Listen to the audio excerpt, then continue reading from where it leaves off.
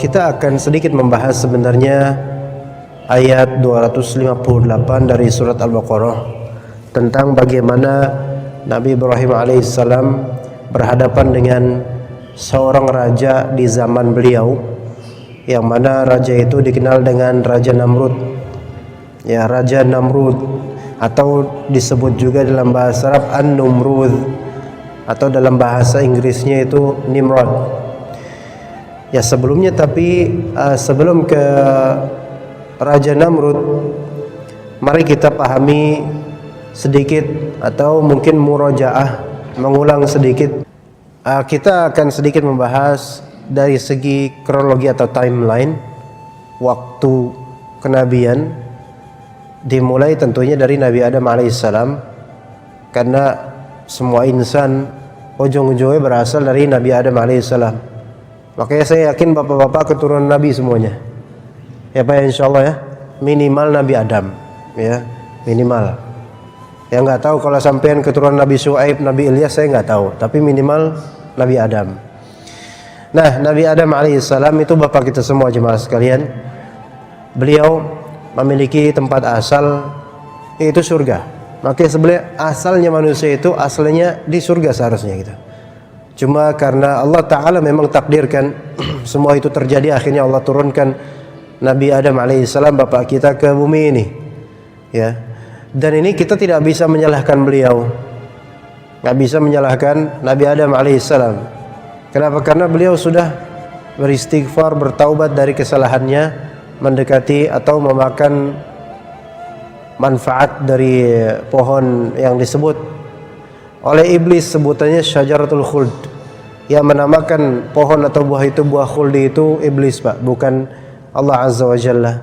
Iblis yang membisikkan itu syajaratul khuld. Pohon, syajarah itu pohon, Pak, ya. Al-khuld itu keabadian. Jadi iblis yang melabeli pohon ini pohon keabadian, dalam artian kalau misalnya sampean makan dari pohon itu, maka sampean akan abadi di surga. Nah, siapa yang nggak mau di surga? Kan senang Nabi Adam di surga, ya. Maka dilabelilah oleh iblis seperti itu. Emang setan atau iblis itu sukanya melabeli sesuatu yang batil dengan label yang hak. Yang haram labelnya dihalalin. Itu kesenangan setan supaya memberikan talbis, penipuan kepada orang yang pengen jadi jemaah dia gitu. Nah, ya ternyata namanya manusia, ya. Seorang nabi saja bisa terkena hasutan dari iblis ini. Tapi Allah Ta'ala telah mentakdirkan itu semua, Pak. Dan kita tidak bisa menyalahkan Nabi Adam alaihissalam, melainkan beliau adalah seorang nabi dan kita hormati, kita cintai, dan kita anggap sebagai nabi. Kemudian turun ke bumi ini, yang disebut kehidupan di bumi ini kehidupan dunia. Kehidupan dunia. Yang dunia itu sendiri artinya adalah ada dua makna dunia itu, Pak. Dalam bahasa Arab dunia itu ada dua makna. Bisa artinya yang paling rendah, bisa artinya yang paling pendek. Dan memang benar dunia ini adalah yang paling rendah. Kita hidup ini hidup yang paling rendah, Pak. Makanya di atas kita itu langit. Coba kalau misalnya langit itu di bawah kita, bumi di atas kita, ya kan repot. Tapi alhamdulillah Allah takdirkan nih bumi kita pijak dan langit kita apa namanya itu, Pak? Kita junjung dah, atau kita berada di bawahnya gitu. Ya alhamdulillah, sehingga kita tidak keberatan, Pak, hidup di dunia ini. Kalau mau lebih berat balikin, yaitu langit di bawah, bumi di atas. Kita capek untuk mengangkat bumi sementara bawahnya langit, maka jatuhlah kita. Alhamdulillah kita ini memijak bumi dengan izin Allah. Ketika kita minta kepada yang ada di atas langit, yaitu Allah Azza wa Jalla. Nabi Adam alaihissalam kemudian memiliki beberapa anak. Anak beliau di antaranya dan yang paling masyhur adalah Qabil dan Habil. Qabil dan Habil. Cerita yang singkat tentang Qabil dan Habil itu ada di surat Al-Maidah. Ya, ada di surat Al-Maidah. Kata Allah Ta'ala, "Watlu 'alaihim naba abnai Adam idh qarraba qurbanan fatuqabbala min ahadihima wa lam yutaqabbal min al-akhar." qala la aqtulannak qala innama yataqabbalullahu minal muttaqin. Yaitu kisah Qabil dan Habil, Pak, sebenarnya yang memang kita ketahui itu kisah pembunuhan saudara. Ya, bukan civil war lagi, pembunuhan saudara langsung. Yang mana Qabil itu membunuh saudaranya itu Habil. Dan penyebabnya apa, Pak? Cemburu, hasad. Diawali dari apa? Diawali dari masalah perempuan. Kok bisa begitu? Jadi Qabil dan Habil ini sudah siap menikah. Ya, pas mau menikah, ya nggak ada perempuan lagi kan, Pak, ya selain keturunan Nabi Adam alaihissalam. Masa mau dari kalangan jin? Maka keturunan Nabi Adam alaihissalam ini, kata para ulama ahli sejarah dan disebutkan dalam kitab-kitab tafsir, bahwasanya Qabil itu punya saudari kembar, Habil punya saudari kembar pula. Saudari kembarnya Qabil itu gelis, ya, gelis ya, Pak, ya. Gelis artinya apa, Pak? Beautiful ya, Pak. Kalau misalnya saudari kembarnya Habil ini orang baik, ya begitulah yang gitu. Kalau kata para ulama, damimah itu weli, ya, nggak elek gitulah ya, nggak cakep lah ya. Nah, maka namanya laki-laki ya, dua-duanya suka sama saudari kembarnya Qabil. Tapi kan nggak mungkin dua-duanya menikahi satu perempuan itu. Akhirnya disyariatkanlah atas mereka agar mereka saling berkorban dengan usaha mereka. Kata para ulama, Qabil itu punya usaha di bidang pertanian, az-ziraah, ya, di bidang pertanian, tanaman buah-buahan. Di situ usahanya Qabil. Adapun Habil usahanya di peternakan. Kalau tadi pertanian, usaha Habil di peternakan. Maka disyariatkan atas mereka untuk berkorban dengan hasil dari yang mereka usahakan. Ya, beberapa aja lah, atau sepotong atau bagaimana lah.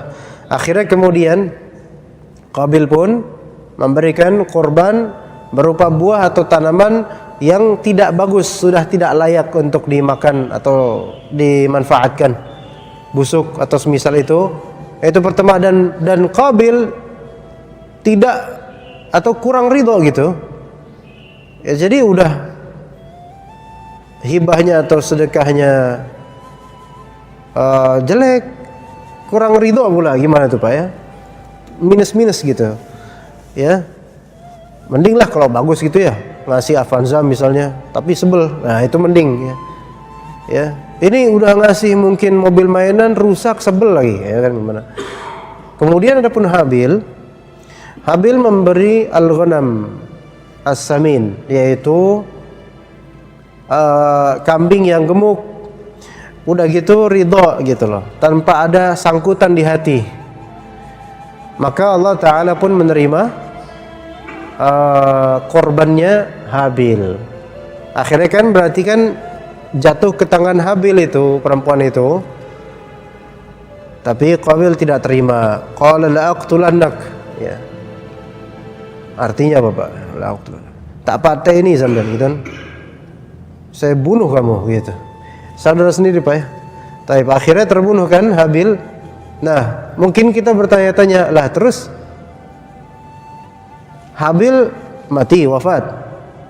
Qabil masih hidup, tetapi diharamkan dari perempuan yang dia inginkan gitu loh. Jadi nggak dapat perempuan, nggak dapat apa gitu, nggak dapat siapa-siapa, rugi udah. Terus pertanyaan kita tuh anak siapa, nah gitu kan? Ayo dari mana kita? Apa tiba-tiba jreng ada gitu? Kita nggak, dari mana terus kita kan keturunan Habil bukan, Qabil bukan, tapi katanya anak Adam. Nah terus ada siapa lagi? Nah, maka sebagian ulama mengatakan, diantaranya Imam Ibnu Jarir At-Tabari menyebutkan ada berikutnya, kemudian bapak manusia yang kedua yaitu, kata sebagian ulama, yaitu Syith namanya. Syith, sya, ya dan tha. Syith. Mungkin sebagian dari kita atau semuanya mungkin pernah dengar Syith. Nabi Syith gitu. Konon Nabi Syith ini Allah Ta'ala kemudian ciptakan Syith ini yang menjadi putra Nabi Adam kemudian dan seterusnya menikah dengan perempuan tersebut atau dengan perempuan lainnya yang merupakan anak Adam. Sehingga temurunlah dari Syith itu manusia. Ya, kemudian mulai beranak pinak. Nah, di situ. Begitu, itu Nabi Syith. Kata sebagian ulama ya Pak, bukan kesepakatan ulama. Ya. Nah, makanya sebagian ulama mengatakan bapak manusia itu ada 3. Bapak seluruh manusia itu ada 3. Pertama jelas Nabi Adam. Kemudian bawahnya Nabi Adam itu nanti keturunan manusia berlanjut pada Syith, Nabi Syith. Ini kata sebagian ulama. Ya. Ini tidak 100% belum tentu benar ya. Tapi tidak bisa juga kita dustakan. Ini yang disebut sebagai Israiliyat dalam ilmu ulumul Quran, Israiliyat. Karena riwayat yang termaktub itu riwayat dari ahli kitab yang disebutkan oleh beberapa sahabat atau tabi'in. Begitu Pak. Nah, setelah itu nanti ada Nabi Nuh alaihissalam.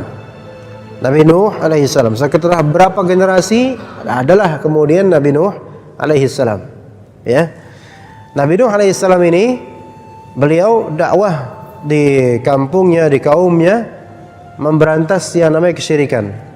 Dan kesyirikan baru terjadi di muka bumi ini di zaman Nabi Nuh alaihissalam. Sebelumnya belum ada kesyirikan. Dan luar biasa jemaah sekalian, Nabi Nuh ini dakwah di kaumnya itu sebagaimana kata Allah Azza wa Jalla, durasinya panjang. Walaqad arsalna Nuhan ila qaumihi falabitha fihim alfa sanatin illa 50 'ama. Dan kami telah mengutus Nabi Nuh alaihissalam ke kaumnya dan menetap di tengah-tengah kaumnya 1000 tahun kurang 50, berarti 950 tahun berdakwah. Ya tentu kita tidak bisa kiaskan umur orang zaman dahulu ketika itu dengan umur kita. Umur kita di atas 50 udah mulai nih warning ya. Udah mulai beruban, udah mulai ada tanbih dan warning untuk mengingat akhirat. Tapi mungkin orang zaman dulu baik dari segi postur, tingginya, besarnya badan dan juga usianya mungkin lebih langgeng, lebih lama dibandingkan kita. Wallahu a'lam. Sebagaimana kata Nabi SAW. Nah, maka kemudian coba sekalian setelah Nabi Nuh itu berdakwah dan kemudian Allah wahyukan kepada Nabi Nuh bahwa saya tidak akan ada lagi yang beriman kecuali yang sudah nih. Jadi pengikutnya sedikit jemaah. Pengikutnya Nabi Nuh sedikit, belum tentu sebanyak ini gitu loh. Padahal ratusan tahun berdakwah. Maka Allah Ta'ala ilhamkan kepada beliau agar apa? Membuat perahu. Maka beliau pun merancang perahu itu, mengarsiteki dan merancang dan membuatnya dari kayu per kayu dan seterusnya. Belum ada arsitek dan belum ada pembuat perahu yang lebih hebat daripada Nabi Nuh alaihissalam. Kenapa? Karena belum ada yang semisal itu pertama. Makanya dilecehkan oleh kaumnya. Lu buat apaan sih gitu, capek-capek tuh, kan? Kaumnya ngejek ketika dia lagi bikin perahu itu, dia ejek-ejek sama kaumnya. Ada-ada aja nih orang, gitu kata mereka. Tapi tetap aja Nabi Nuh lanjut karena ini wahyu dari Allah, perintah dari Allah. Terbuatlah itu kapal besar. Maka diperintahkan oleh Allah untuk angkut binatang ternak dengan berpasang-pasangan. Kemudian orang yang beriman dari keluargamu dan pengikutmu angkut, dan itu pun sedikit pengikutnya. Naiklah semuanya, akhir terjadilah banjir baik dari bumi ataupun dari langit, itu menjamak air. Sampai kemudian jemaah sekalian itu satu bumi ketika itu tenggelam oleh air. Ya, jadi permukaan bumi semuanya tenggelam, bahkan sampai apa? Sampai tidak ada lagi permukaan, hingga gunung pun juga terhijabkan oleh banjir itu. Ya, kalau kita kan gunung berapa mdpl Pak di Indonesia Pak? Gunung tertinggi di Indonesia apa Pak?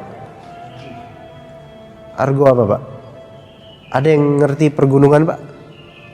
Gunung Sindoro Sumbing tuh tinggi nggak Pak? Ya tinggi mesti ya, namanya gunung.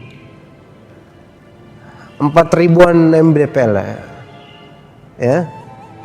Itu berapa meter dari permukaan laut gitu ya, berarti 4 kiloan gitu.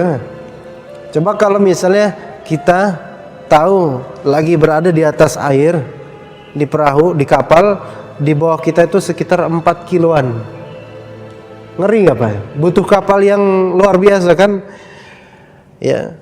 Masya Allah, akhirnya semua manusia ketika itu habis. Nggak ada lagi manusia di bumi kecuali ada yang ada di kapal itu. Nah, akhirnya selamat, selesai. Allah Subhanahu wa ta'ala perintahkan bumi untuk menyerap air tersebut dan memerintahkan langit untuk menghentikan hujannya. Selesai. Tinggallah Nabi Nuh beserta keluarganya dan orang-orang beriman. Kemudian orang-orang yang beriman pada Allah Ta'ala wafatkan kemudian tanpa keturunan berikutnya kemudian. Nah, setelah itulah baru keturunan Nabi Nuh yang ada. Makanya disebutkan oleh para ulama, bapaknya manusia itu Nabi Adam, Nabi Syith, kemudian Nabi Nuh. Udah tidak ada lagi. Maksudnya bapak semua manusia. Tidak ada dari kita kecuali ya anaknya kita ini cucunya mereka. Alaihimussalatu wassalam. Kita ini keturunan minimal 2 atau 3 nabi Pak. Ya Pak ya. Jadi kalau misalnya belum atau tidak ditakdirkan keturunan Nabi Muhammad, sampean masih bisa berbangga. Saya pun keturunan 3 nabi. Nabi pertama Nabi Adam alaihissalam. Nabi kedua Nabi Syith menurut sebagian ulama. Nabi ketiga Nabi Nuh alaihissalam. Tapi ya kita nggak tahu di mana kubur mereka sekarang. Ya, jangan dicari juga, nggak bakal ketahuan. Kemudian setelah itu Nabi Nuh selesai periodenya, datanglah berikutnya nanti ada Nabi Hud alaihissalam. Nabi Hud itu mendakwahi kaum Ad yang berbuat syirik juga. Kemudian setelahnya berikutnya nanti ada Nabi Saleh. Nabi Saleh ini mendakwahi kaum Thamud yang juga menyembah berhala juga. Nah, nanti berikutnya barulah ada Nabi Ibrahim alaihissalam. Nabi Ibrahim alaihissalam ini sezaman dengan Nabi Lut alaihissalam. Bedanya Nabi Ibrahim itu ada di daerah Syam, ya daerah kira-kira Palestina sekarang, dan pernah beliau ke Mesir juga, dan pernah beliau ke Makkah juga. Nah, itu Nabi Ibrahim sezaman dengan Nabi Lut alaihissalam. Jadi Nabi Lut itu termasuk Nabi yang lama juga gitu, sezaman dengan Nabi Ibrahim. Bahkan wallahu alam entah ponakan atau sepupu, anda lupa ya. Ibnu akhi, yaitu sepertinya ponakan sepertinya. Jadi masih keluargaan, cuman beda kota, beda negeri. Kalau misalnya Nabi Ibrahim di daerah Syam, di daerah Palestina, kalau Nabi Lut alaihissalam di negeri namanya Sodom. Ya, makanya perbuatan homoseksual disebut sodomi ya, karena berasal dari kota Sodom yang sudah punah Pak. Karena di bumi dibalikkan itu tanahnya. Ya bekasnya tinggal apa? Tinggal ya ada bekas-bekasnya juga. Taib. Nabi Ibrahim ini yang kemudian dikenal sebagai bapaknya para rasul. Maksudnya bapaknya para rasul apa? Maksudnya di bawah beliau itu terlahirlah nanti rasul, nabi banyak. Itu Nabi Ibrahim alaihissalam. Ya. Nah, Nabi Ibrahim alaihissalam ini berdakwah di tengah kaumnya. Luar biasa ya jemaah sekalian. Beliau kalau berdakwah itu awal-awal masih belia, masih muda. Masih syabab gitu, pemuda. Bukan orang yang sudah berusia kemudian kemana-mana beruzur, bukan. Tapi masih muda, semangat. Itulah karena masih mudanya itu banyak warga sekitar yang memang kurang percaya sama dakwahnya beliau. Lebih-lebih dakwah beliau tidak ada dukungan dari sesepuh daerah situ. Bahkan sebaliknya, sesepuh daerah situ memerangi beliau. Maka orang-orang pun terpantik untuk ikut memerangi dan memusuhi beliau. Nabi Ibrahim alaihissalam berdakwah kepada tauhid agar menjauhi kesyirikan besar bahkan kecilnya. Maka Fama kana jawab qaumihi illa an qalu iqtuluhu aw harriquhu. Enggak ada jawaban dari kaumnya kecuali apa? Bunuh itu Ibrahim. Aw harriquhu, atau bakar itu Nabi Ibrahim. Makanya ada kisah apa? Nabi Ibrahim alaihissalam dibakar. Ya. Dan bapaknya sendiri Azar itu juga kaki tangan bagi Raja Namrud yang juga menyembah berhala. Maka Nabi Ibrahim alaihissalam tidak henti dakwahnya, terus berdakwah. Kemudian dari semua orang yang beliau dakwahi di kampung tersebut, cuma ada satu orang yang mau beriman, yaitu yang bernama Sarah. Jadilah Sarah ini kemudian istri Sarah ini, Siti Sarah ini kemudian menjadi istrinya Nabi Ibrahim alaihissalam. Dari istrinya beliau alaihissalam. Itu ketika sudah atau setelah percakapan dengan Raja Namrud ini ya. Tadi kan kita udah tahu Nabi Ibrahim itu. Maka mari kita sekarang mengupas tentang Raja Namrudnya. Ya. Siapakah Raja Namrud itu? Raja Namrud itu disebutkan oleh Imam At-Tabari juga. Beliau atau jangan beliau. Dia adalah An-Numrud bin Kush bin Kan'an bin Sam bin Nuh. Ya, Raja Namrud kata para sebagian ulama ya. Jadi ini bukan kesepakatan tetapi kata sebagian ahli tafsir dan sejarah. Yaitu Namrud bin Kush bin Kan'an bin Sam bin Nuh. Berarti cucunya Nabi Nuh gitu. Ya, apa namanya tuh? Cicit ya. Oh, cicit kan anaknya cucu. Tambahin lagi bawahnya cicit ya. Atau semisal itulah. Cucunya cucu Nabi Ibrahim alaihissalam. Bukan. Cucunya cucu Nabi Nuh alaihissalam. Ya. Tapi wallahu alam kita keturunan Namrud atau bukan saya nggak tahu. Ya. Kalau keturunan Nabi Nuh iya kita. Nah, Namrud ini, tapi kita bukan keturunan Nabi Ibrahim Pak ya. Karena muka kita nggak ada Arab-Arabnya. Ya. Namrud ini raja ketika itu. Bahkan dikatakan oleh para ulama, Namrud ini raja pertama di muka bumi. Ada yang mengatakan begitu.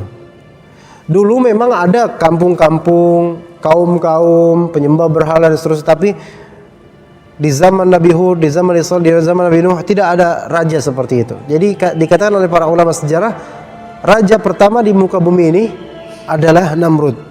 Namrud katanya begitu, ya. Walaupun kenyataannya di Mesir ketika itu juga ada raja sebenarnya. Di Mesir juga ada raja ketika itu, ya. Baik. Namrud ini raja yang zalim. Kita sedikit dengar profil Raja Namrud, tapi walaupun ini di kitab-kitab tafsir dari cerita-cerita dari ahli sejarah dan juga sebagian racikan Israiliyat, ya. Raja Namrud ini raja yang ingin rakyatnya itu menyembah dia.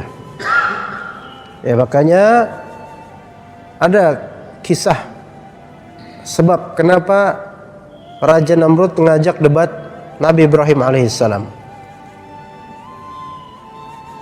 Ada dua versi cerita yang menjadi sebab atau latar belakang ayat di surat Al-Baqarah 258. Ada dua versi cerita. Saya akan ceritakan dua-duanya ringkas ya. Tetapi yang akan kita ikuti alurnya adalah cerita versi kedua. Cerita versi pertama ini ada pendapat ulama, cerita versi kedua pendapat ulama juga. Tapi kita ikut dengan cerita kedua. Yang pertama dulu. Jadi di zaman itu ada juga hari Id, perayaan. Kayak perayaan kesyirikan pastinya. Ya, jadi Raja Namrud juga menggelar perayaan, festival, mahrojan untuk para kaumnya. Datanglah para rakyat itu ke pesta itu. Ada namanya pesta rakyat kalau di Ketia nih. pesta rakyat, ya Pak ya, pesta rakyat. Bapak tahu daerah Ganceng nggak Pak? Ganceng, nggak tahu?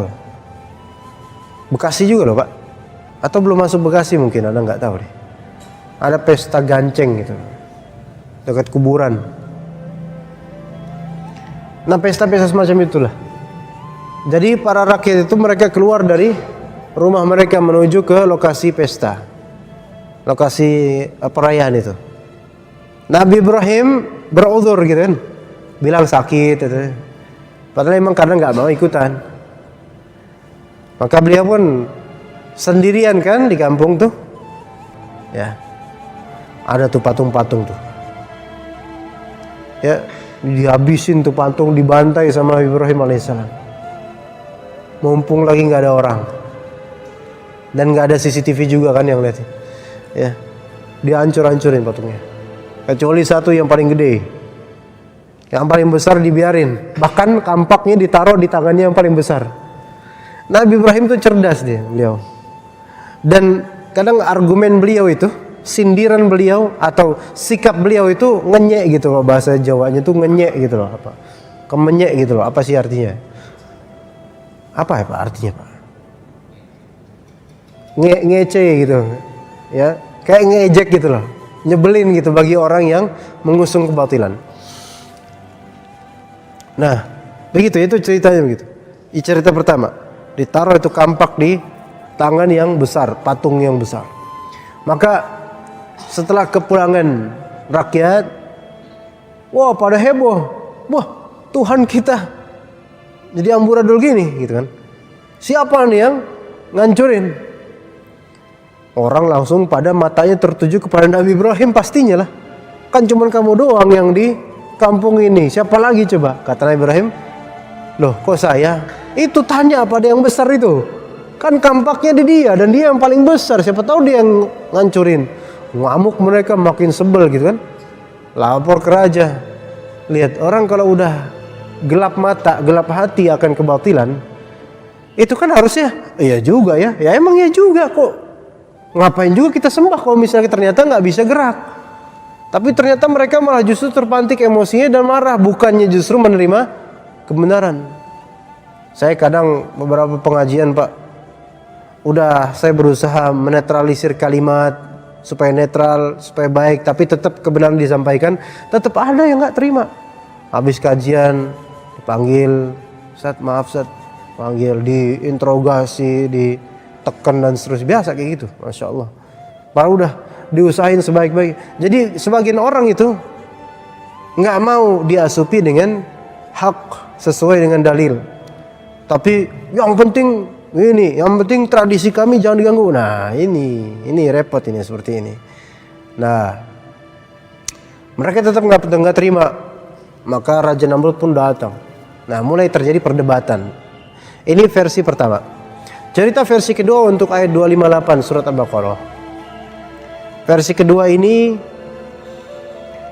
ceritanya, dan ini yang kita ikuti sekarang ya, ini yang kita patenkan, kita ikuti. Raja Namrud ini seorang raja, beliau punya istana, beliau punya rakyat, dan di antara rakyatnya Nabi Ibrahim alaihissalam. Maka Raja Namrud ini dengan zalimnya melakukan ihtikar. Jadi ada yang namanya ihtikar. Apa itu ihtikar? Ihtikar kalau bahasa kita tuh nimbun barang Pak. Nimbun. Biasanya orang pedagang tuh ngerti kan, nimbun barang gitu. Jadi stok-stok itu dia habisin, dia ambil, dibeli, kemudian ditimbun.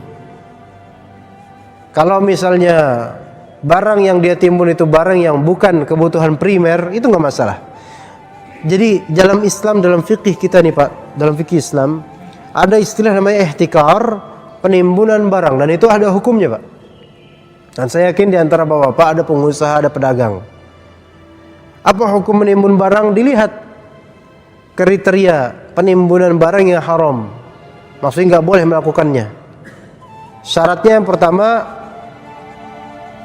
komoditi atau barang yang ditimbun itu adalah kebutuhan primer masyarakat, seperti beras ya. Kan kita makan pakai beras Pak. Maksudnya udah jadi nasi ya, bukan beras diaurin gitu, bukan. Yang kedua,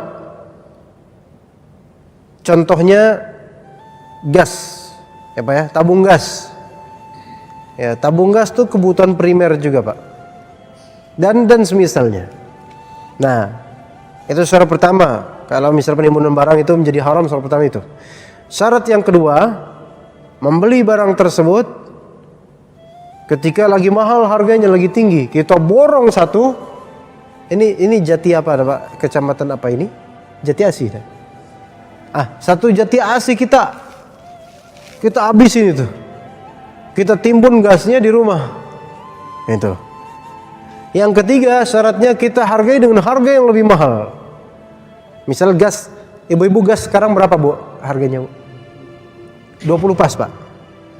Bapak jual gas? Oh enggak, tapi ngerti alhamdulillah. Ya. Mungkin apa namanya, memiliki tokonya mungkin ya. 20.000 pas ya Pak ya. Ternyata lagi langka. Kira-kira Bapak kalau lagi langka berapa Pak? Kira-kira biasanya kalau lagi langka gas berapa naiknya Pak? 25 mungkin? 25-an. Taib.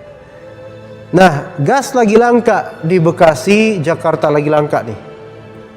Kemudian saya sebagai penghuni sini, semua warung di Jati Asih saya ambil gasnya semua. Saya beli semuanya 25.000 dan ternyata dapat sekitar 1.000 tabung. Saya taruh di gudang rumah saya. Ini namanya penimbunan. Penimbunan di masa tingginya harga barang. Nah, ini yang dilarang. Tapi kemudian Pak, setelah saya simpan itu, orang pada butuh kan? Kemudian saya tulis di depan rumah saya, jual tabung gas yang ukurannya sekian. Anak nggak tahu ukuran berapa itu. Ya. Itu harganya 15.000. 15.000 Pak ya. Murah nggak Pak 15.000 Pak? Lagi pada mahal, saya jual 15.000. Kira-kira orang pada datang atau enggak? Pada datang. Boleh nggak Pak kayak gitu Pak kira-kira? Boleh nggak? Ini namanya jualan atau sedekah namanya Pak? Ini namanya sedekah. Bukan nyari untung. Saya rugi berapa? 10.000 satu tabung, gitu kan? Boleh nggak yang kayak gini? Boleh. Yang nggak boleh itu gimana? Dinaikin harganya menjadi 40.000 misalnya. Ya mau nggak mau orang pada datang karena butuh sekali. Ini yang namanya penimbunan barang yang nggak boleh. Raja Namrud dulu kayak gitu. Makanan yang dia timbun tuh makanan, sehingga rakyat itu mau nggak mau harus datang ke istana untuk membeli. Dan syarat yang pertama selain membeli adalah sujud kepada Raja Namrud itu, sujud. Tuh ya, pemerasan banget ya, pemerasan akidah gitu loh. Ya, jadi bukan cuma duit doang mereka kalap, akidahnya itu dikorbankan demi gas. Enggak, dulu Pak nggak pakai gas Pak, nggak tahu makanannya apa dulu ya mereka ya. Jadi datang rakyatnya yang memang butuh makanan, datang karena makanan itu ditabung di gudangnya Raja Namrud. Ya sujud sih, sujud ya wes, mana bayarannya kasih. Yang nggak mau sujud nggak bakal dikasih. Dan rakyat ketika itu ya awam dan mereka nggak ada support menuju tauhid gitu. Jadi mau nggak mau mereka ikut-ikutan aja daripada mati gitu kan ya. Tapi kemudian datang Nabi Ibrahim. Nabi Ibrahim datang ke istana. Dahsyat ini Nabi Ibrahim ini, beda lah ya. Makanya beliau itu masa tuanya itu sabar, tenang dan sabar. Disebut Ibrahim dalam bahasa Arab itu menjadi Ab-Rahim, artinya seorang bapak yang penyayang. Bapak-bapak kalau mau contoh jadi bapak penyayang, jadilah seperti Nabi Ibrahim. Ya. Datang Ibrahim muda, Nabi Ibrahim. Ya. Nagih makanan kan? Maka Raja Namrud bilang, "Ya udah sujud sama kamu." Apa kata Nabi Ibrahim? "Moh." Ya. Moh itu apa Pak? Ini bukan kata Nabi Ibrahim beneran ya. Moh, enggak gitu ya. Enggak mau gitu loh. Wah enggak mau. Loh, kok enggak mau? Enggak, saya hanya mau sujud kepada Tuhan saya. Maka bingung Namrud, loh, ada orang kayak gini lah, gak mau sujud sama saya, ya. Heran dia, karena semua warganya sujud sama dia. Dia doang nih, Ibrahim doang nih. Kamu gak mau sujud sama saya? Emang gak ada Tuhan selain saya, gitu kan? Maka kata Nabi Ibrahim alaihissalam, ditanya kemudian oleh Namrud, lalu kalau bukan saya, Tuhan kamu tuh siapa yang kamu mau sujud kepadanya? Kata Nabi Ibrahim kemudian di ayat Al-Quran Al-Baqarah, kita lanjut langsung ke ayat Rabbiyalladzi yuhyi wa yumit. Kata Nabi Ibrahim alaihissalam, Rabbku itu dialah yang menghidupkan dan mematikan. Oh, mulai perdebatan di sini. Raja Namrud nggak mau kalah. Oh gitu. Kalau memang Rabbmu itu bisa menghidupkan mematikan, aku pun bisa menghidupkan mematikan. Begitu. Ditantang kan? Ini mulai debat di sini. Ya. Jadi Nabi Ibrahim berkata begitu, Raja Namrud nggak mau kalah. Gua pun bisa, gitu kan. Saya pun bisa. Atau bahasa raja, aku pun bisa, dengan sombongnya. Ya. Maka Raja Namrud ini dengan trik sebenarnya bukan trik, karena kebodohan dia atau main-main. Kemudian dipanggil, dikatakan oleh sebagian ahli tafsir, Raja Namrud kemudian memanggil dua orang pria. Ta'al, kamu sini, satu sama dua orang. Maka kemudian Raja Namrud membunuh salah satu dari pemuda yang dia panggil tadi dan membiarkan yang satu lagi hidup-hidup. Kata Raja Namrud, lihat, kata Allah Ta'ala, berkatalah Namrud, ana uhyi wa umit. Abang juga bisa hidupkan matikan. Buktinya apa tadi? Tuh lihat tuh, saya matikan satu orang, ya kan? Saya bunuh dia pakai pedang, saya matikan dia. Yang satu saya hidupkan. Ini Namrud nih, ya apa ya? Entah keminter atau kebahlulan atau gimana gitu. Main-main gitu lah ya. Tapi bukan karena bahlul, bukan. Sebenarnya Raja Namrud tuh ngerti gitu yang dimaksud Nabi Ibrahim. Tantangan Nabi Ibrahim ngerti. Tapi kan daripada malu kan mendingan saving face gitu kan ya. Menyelamatkan mukanya dengan cara seperti ini. Walaupun ini juga malu-maluin. Mungkin pengawal-pengawalnya geleng-geleng. Raja gua bahlul banget sih. Mungkin gitu. Tapi ya begitulah. Ya, jadi dalam perdebatan itu ada aja orang-orang semodel Raja Namrud jemaah. Kayak gimana? Yang sebenarnya dia itu nggak punya argumen bantahan, tetapi syaitan membisikkan ke kalbunya gimana caranya supaya seolah-olah itu argumen, padahal itu logical fallacy, dan bagaimana caranya supaya membuat alur permainan sendiri sehingga membuat orang yang di hadapannya terperangkap dengan alur dia gitu loh. Jadikan ini permainan gitu. Jadi Raja Namrud itu main-main gitu loh. Kalau antum lagi debat Pak, kemudian lawan debat antum tuh ngece, ya gitu loh. Ngejek gitu loh. Padahal nggak ada argumen, cuman mantik emosi tok gitu loh. Bikin emosi kita tuh sebel gitu. Itu sebenarnya trik syaitan gitu loh. Supaya apa? Supaya kebenaran itu ya jadi dibully gitu. Ya. Kalau memang kita misalkan pas debat ada lawan debat kita tuh kayak gitu, ada dua opsi atau tiga opsi lah. Emma kita ikut dengan permainan dia, permainan dia, dan kita terjebak dalam hasutan dan provokasi, pantikan emosi, dan itu kita udah kalah di situ. Atau kita ganti topik, ganti argumen. Jangan mau ikut dengan arus dia. Ganti argumen yang lebih tajam lagi. Itu bagus kalau memang punya argumen lain. Kalau tidak punya argumen lain, maka stop. Udah, saya nggak mau ikutan debat, kamu main-main. Nah, bisa gitu. Trik yang pertama salah, karena kita ikut alur permainan orang yang mau main-main, kita kena kejebakan. Trik kedua bagus kalau kita punya ilmunya. Trik ketiga itu juga bagus, tinggalkan perdebatan bagi orang yang seperti ini. Nabi Ibrahim sebenarnya ketika dibilang gitu, kata Raja Namrud ya, Tuh lihat aku tadi sudah mematikan seseorang dan menghidupkan seseorang. Ini nggak bisa bedain ya antara menghidupkan dengan membiarkan hidup ya. Sebenarnya Nabi Ibrahim tuh gampang loh Pak kalau misalnya mau ikut triknya, ikut alurnya Raja Namrud. Tinggal bilang, Raja Namrud, kamu sudah mematikan yang ini, kata kamu sudah menghidupkan yang ini. Sekarang saya tantang engkau untuk menghidupkan yang sudah mati. Bisa nggak? Kan kayak gitu kan skakmat kalau bahasa caturnya. Tapi Nabi Ibrahim di sini lebih cerdas daripada logika kita Pak. Kenapa? Nabi Ibrahim nggak mau ikutan itu. Nabi Ibrahim nggak bilang gitu. Coba matikan ini karena nanti bakal jadi ada trik lagi. Nabi Ibrahim close. Ini case close untuk yang argumen pertama. Nggak mau ikutan. Maka Nabi Ibrahim membuka hujah baru dan argumentasi baru. Apa kata Nabi Ibrahim? Qala fa inna Allah ya'ti bisyamsi minal masyriqi fa'ti biha minal maghrib. Apa tema baru Nabi Ibrahim? Allah Ta'ala Rabb saya itu menerbitkan matahari dari timur. Ayo sok Raja Namrud terbitkan matahari dari barat. Fabuhital ladzi kafar, tercekat. Gua kira bakal ikutan tuh Ibrahim sama cara gua.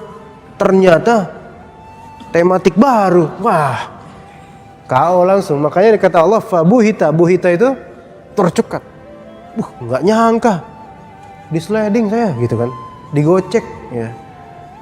Dikira dia mau ikut kan. Kalau dalam bola Pak, ada kan bola itu kan, sepak bola itu kan bukan sekadar 11 lawan 11.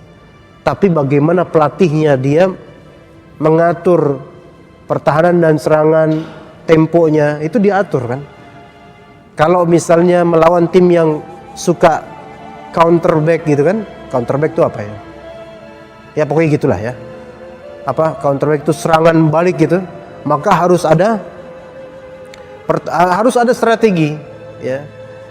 Nah, kadang-kadang dalam permainan itu kita tuh kepedean ngerasa kita tuh bisa membuat lawan permainan kita itu terbius dengan gaya permainan kita.